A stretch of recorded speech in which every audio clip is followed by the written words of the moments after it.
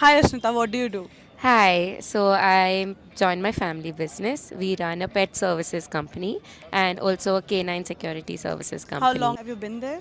I've joined this year in January. What's your learning so far to work with family in business?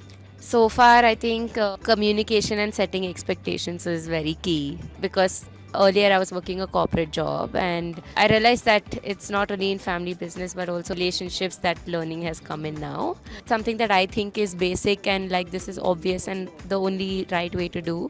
My parents would not think that way. Or even if we need a meeting for a particular discussion, I would be like, no, I'll just send a WhatsApp message. And they'd be like, nahi, nahi, meeting chahiye. Sort of difficult to align expectations and the way that I want to do things in my team. But they have been handling that team for so long. Right.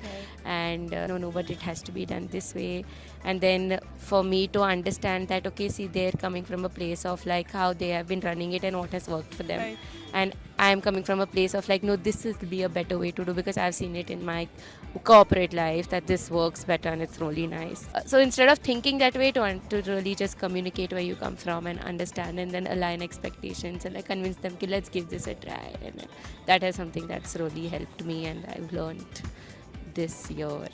So I think whosoever is the second generation or third generation in their business, they can understand that you really need to set out the clear expectations Yeah. and have a clear communication, even if Yeah. it is with your parents. Yes, yes.